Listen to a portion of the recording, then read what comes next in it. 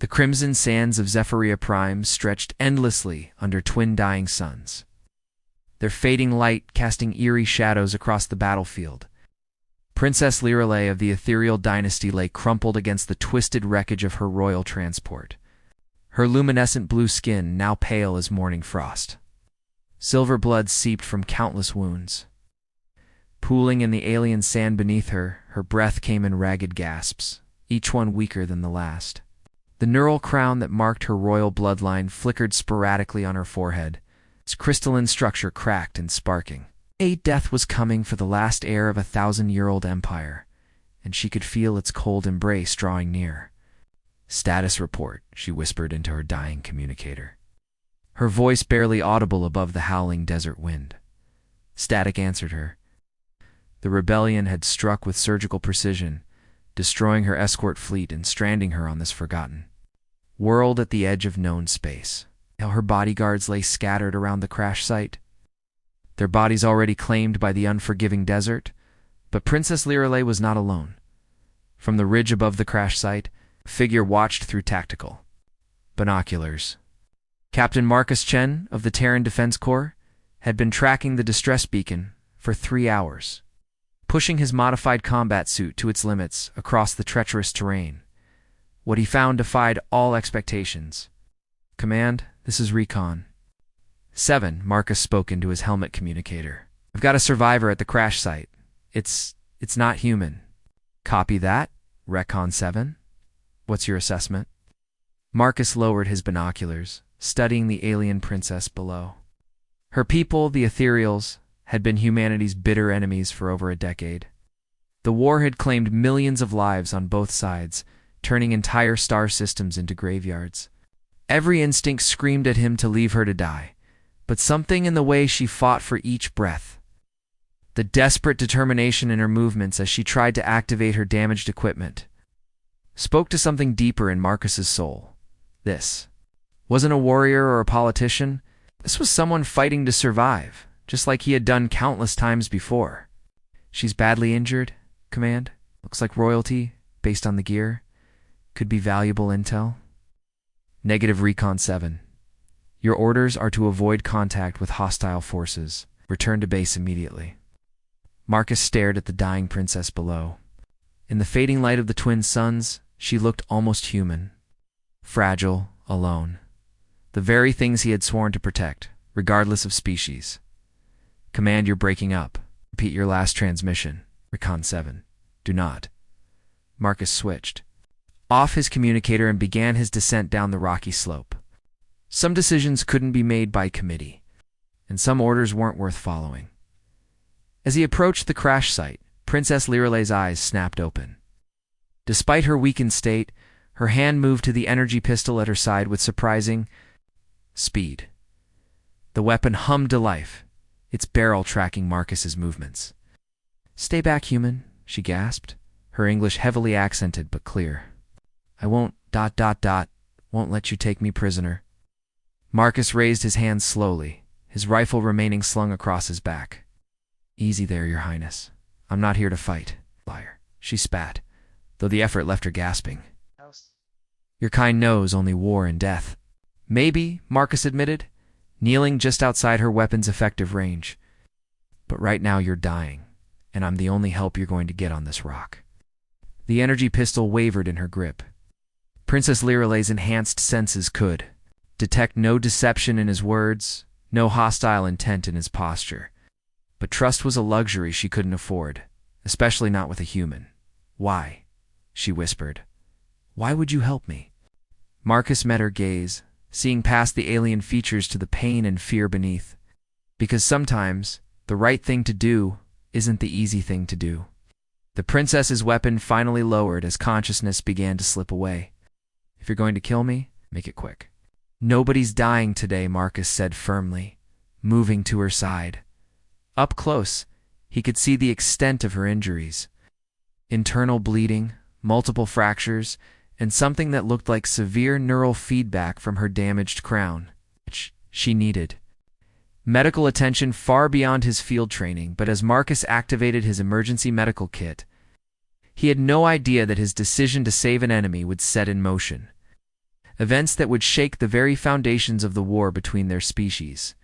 Forces were already moving in the shadows, forces that wanted Princess Lirelei dead at any cost, and they would stop at nothing to finish what they had started.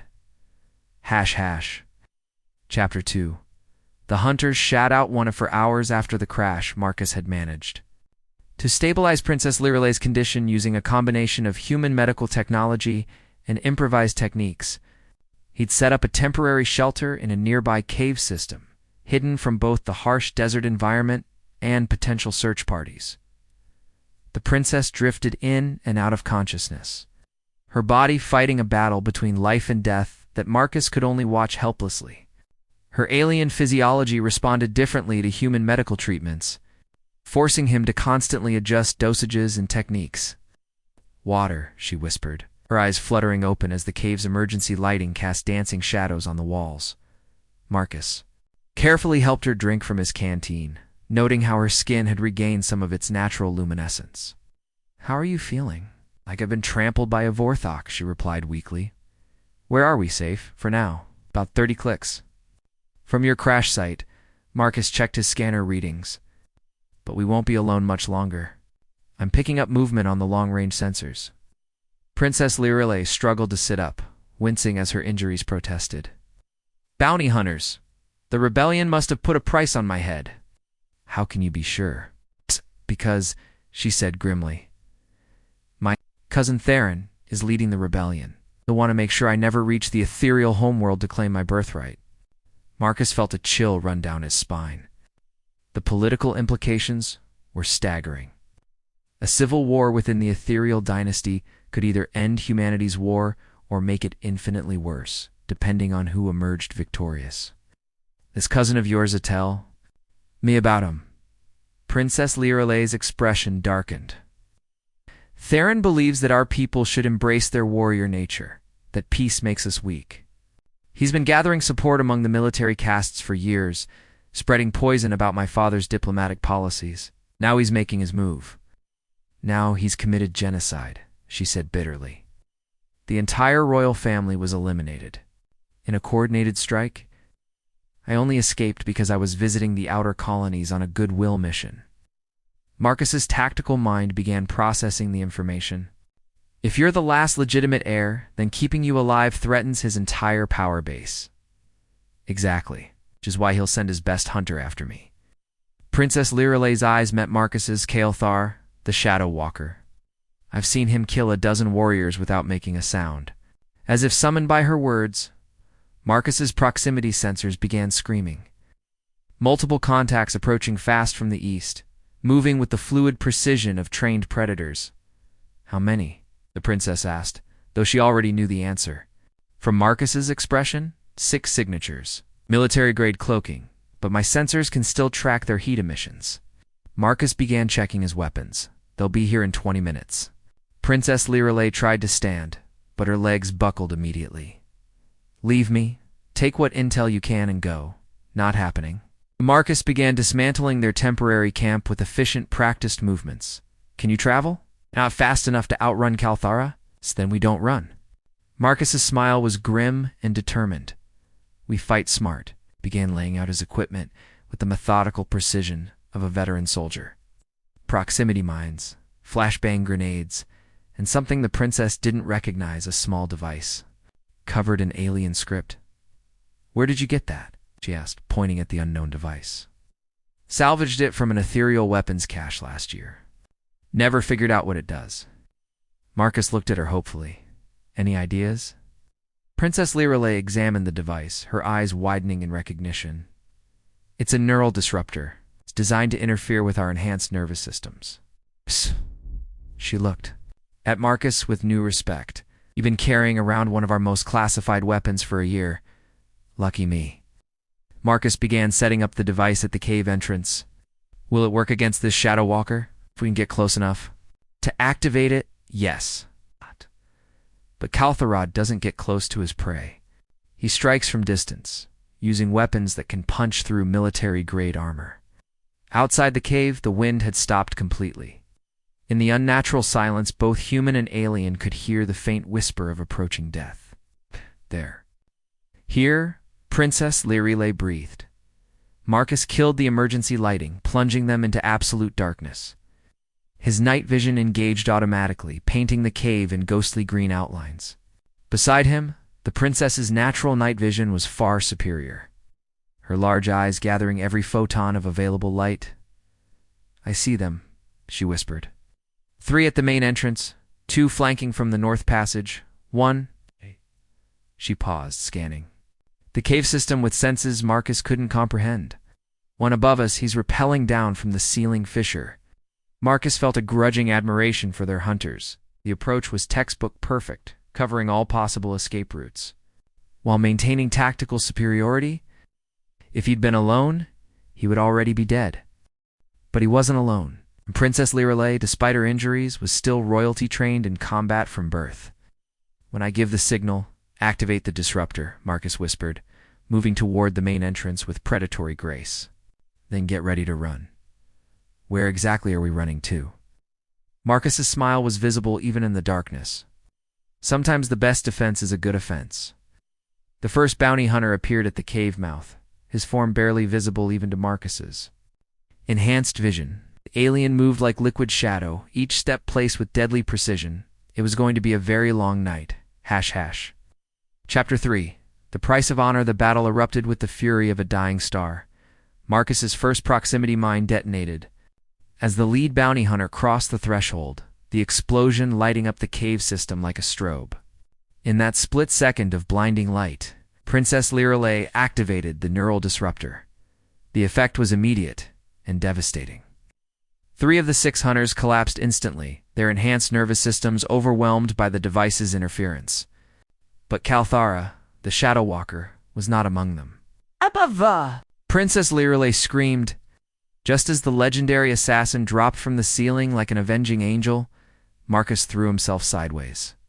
Feeling the wind from Kalthara's plasma blade as it carved through the air where his head had been, Shadow Walker was everything the princess had described, a 7-foot-tall nightmare of enhanced muscle and deadly grace, his matte black armor seeming to absorb light itself. "Human," Kalthara spoke, his voice like grinding metal. "You should have left the royal blood to die. Now you die with her." Marcus rolled behind a rock formation, his rifle coming up to track the assassin's movements. But Kalthara was already gone, vanished into the shadows as if he had never existed. "His cloaking technology is military-grade," Princess Lirile warned, dragging herself toward a defensive position despite her injuries. "Heat tracking won't work." "Then we do this old-fashioned way." Marcus closed his eyes, relying on sound and instinct honed through years of combat.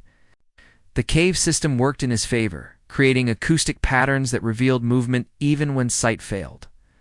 There a whisper of displaced air from the north passage, Marcus spun and fired, his energy rounds illuminating the cave in staccato. Flashes. One shot connected, sparking off Kalthara's armor and revealing his position for a crucial instant.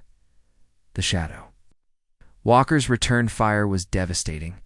His plasma rifle carved chunks out of the cave wall, sending superheated rock fragments spinning through the air like shrapnel. Marcus felt something hot slice across his cheek, drawing blood.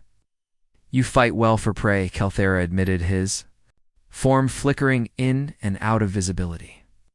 "But you cannot protect her forever." Princess Lirile struggled to raise her energy pistol, but her hands shook too badly to aim effectively. The neural feedback from her damaged crown was getting worse, sending waves of agony through her consciousness. "Marcus," she gasped, "there's something you need to know. The crown, it's not just ceremonial. It's a neural interface to our planetary defense network. If Theron gets his hands on it, ... he can turn your entire civilization into a weapon," Marcus finished, understanding flooding through him. This wasn't just about succession politics. This was about the power to control worlds. Kalthara emerged from the shadows for his final strike, his plasma blade extended to its full, deadly length. In the eerie light of the weapon, his face was revealed, scarred, ancient, and utterly without mercy. "The crown dies with the royal blood," he declared, raising his weapon for the killing blow. Marcus didn't think. He acted on instinct, throwing himself between the assassin and the princess. Kelthara's plasma blade punched through his chest armor like tissue paper, the superheated energy searing through flesh and bone. But in that moment of contact, Marcus grabbed the assassin's weapon arm and triggered the last of his explosive charges. The blast echoed through the cave system like thunder, bringing down sections of the ceiling in a cascade of crushing stone. When the dust cleared, Kelthara lay motionless beneath a pile of rubble, his legendary career ended by a human's desperate sacrifice. Princess Lirelei crawled to where Marcus lay, his blood pooling on the cave floor. The wound was fatal, Evan. She could see that. No human could survive what he had endured to save her life. "Why?" she whispered, her healing touch doing nothing to slow his approaching death. "Why sacrifice yourself for someone you barely know?" Marcus looked up at her, his vision already growing dark around the edges. "Because," he said softly, "sometimes the right thing to do isn't about species or politics or war. Sometimes it's just about doing what's right." His hand found hers, human and alien fingers intertwining as his life ebbed away. "The crown, ... Don't let them use it for war. Your people and mine. We've got to find another way." Princess Lirelei felt something she had never experienced before, connection that transcended species, politics, and the bitter history between their peoples. In Marcus's sacrifice, she saw a glimpse of what peace might look like, but as she held his hand and felt his pulse grow weaker, she also felt something else. The neural crown on her forehead was responding to their contact, its crystalline structure beginning to resonate with frequencies she didn't understand. Human and ethereal neural patterns, mixing and merging in ways that should have been impossible. What neither of them realized was that Marcus's sacrifice would do more than save her life. It would fundamentally change both their species forever. Chapter 4. The Bridge. Between worlds, Princess Lirelei knelt beside Marcus's still form for what felt like hours. Though her chronometer indicated only minutes had passed, his sacrifice had shattered something fundamental in her worldview, placing her ingrained hatred with something far more complex and dangerous: hope. But as she prepared to honor his memory with the traditional, ethereal death rites, something impossible happened. The neural crown on her forehead began to pulse with renewed energy, its cracked crystalline structure slowly repairing itself with threads of golden light. "What? ...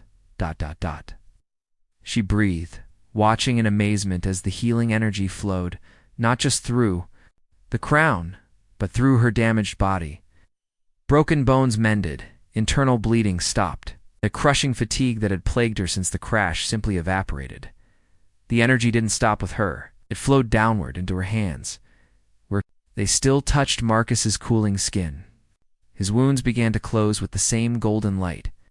Cellular damage reversing at the molecular level, Princess Lirelei jerked back in shock. But the connection had already been made. Marcus's eyes snapped open, no longer the brown of human genetics, but shot through with the same golden luminescence that marked her royal bloodline. "That's not possible," he gasped, sitting up with fluid grace that defied his recent mortal injuries. "I was dying. I felt my heart stop." Crown Princess Lirelei whispered, her fingers tracing the now perfect neural interface. "It's never done anything like this before. The resonance patterns are completely unprecedented."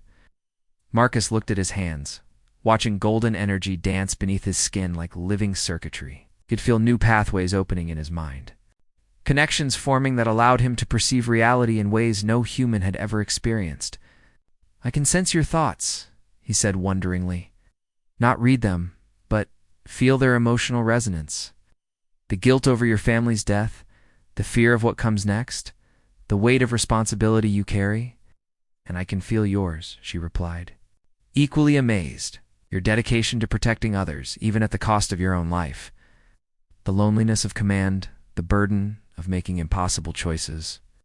She paused, studying his transformed features. "What are we becoming?" Before Marcus could answer, his enhanced senses detected approaching aircraft. Multiple ships, moving fast and with obvious hostile intent. "Company's coming," he said, his new abilities automatically analyzing threat patterns and tactical probabilities.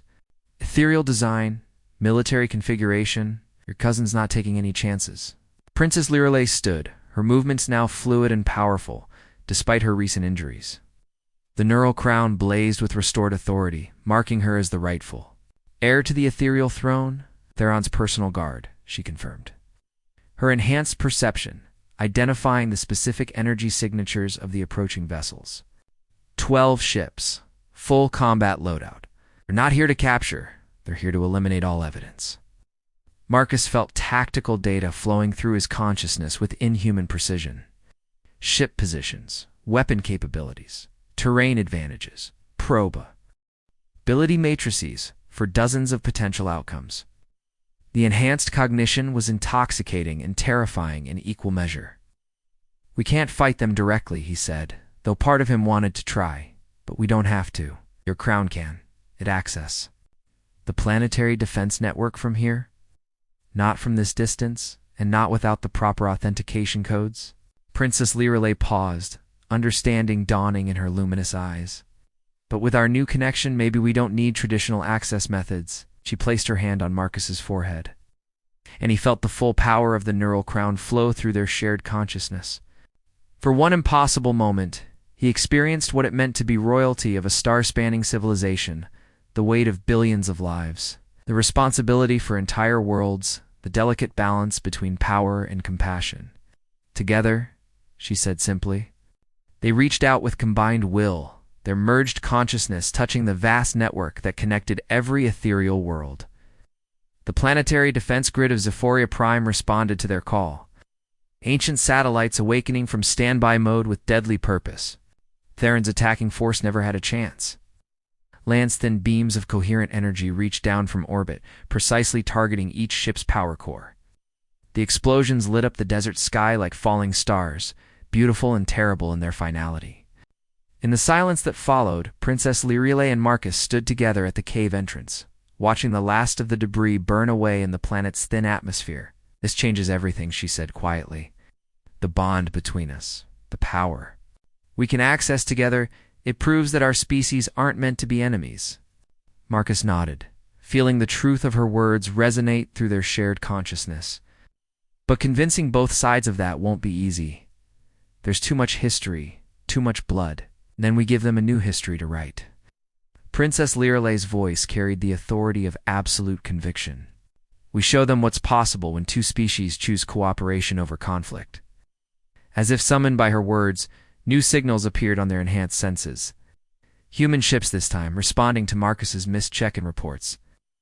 And behind them, a massive ethereal dreadnought, the flagship of the Royal Navy, come to investigate their princess's disappearance. The real test begins now, Marcus observed. When both sides realize what we've become. Princess Lirelei took his hand, their hybrid energy patterns synchronizing perfectly. Let them come. It's time for the galaxy to see that evolution isn't just about individual species, it's about what we can become together. Above them, the stars seemed to pulse with approval, as if the universe itself was eager to witness the birth of something entirely new. ##. Epilogue.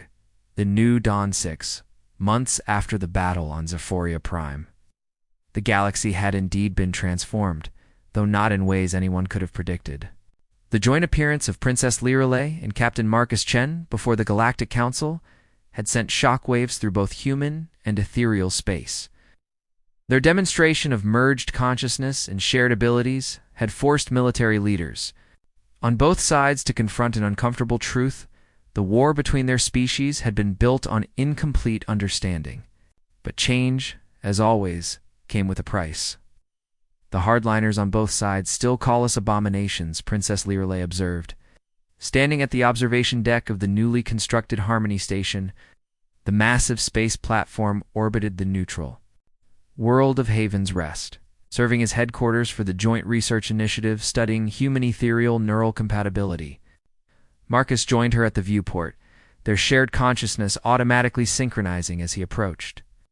Even after months together, the sensation of their merged awareness still felt miraculous rather than routine.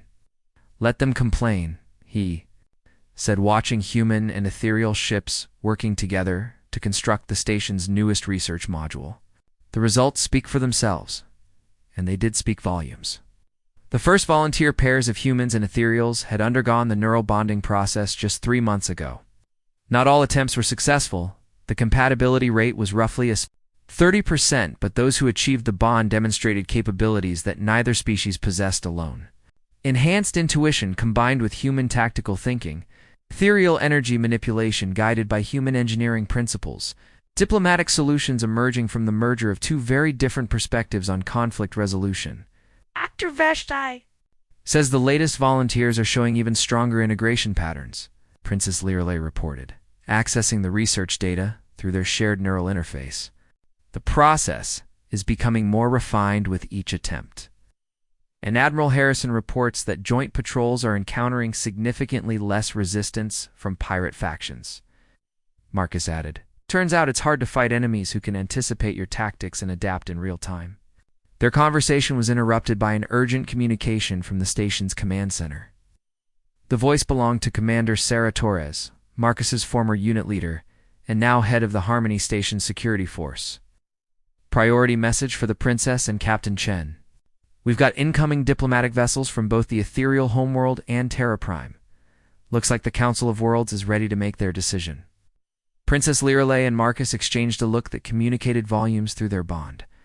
After months of demonstrations, testimony, and careful political maneuvering, the leadership of both species was finally ready to vote on the formal establishment of the Human Ethereal Alliance. But as they made their way to the command center, both knew that their greatest challenge lay not in convincing politicians, but in proving that their bonded existence represented evolution rather than mutation. "Whatever happens," Marcus said as they entered the turbolift, "we've already changed the course of history." "History is just the beginning," Princess Lirale replied, her luminous eyes reflecting the star field beyond the station's viewports. "What we're really changing is the future." The turbolift carried them toward the command center, toward the assembled representatives of two species, toward a decision that would reshape the galaxy. Behind them, the stars continued their eternal dance, now witnessed by minds that truly understood what it meant to reach across the void and touch another consciousness. In the end, Marcus had given everything to save an alien princess. What he received in return was the chance to help both their species become something greater than the sum of their parts, the universe. It seemed had a sense of justice after all, and in the vast reaches of space, where the line between enemy and ally had once seemed absolute, a new kind of starlight began to shine, born from the courage to sacrifice for another, and the wisdom to build bridges where others saw only walls. The story of humanity and the ethereals was far from over. In many ways, it was just beginning.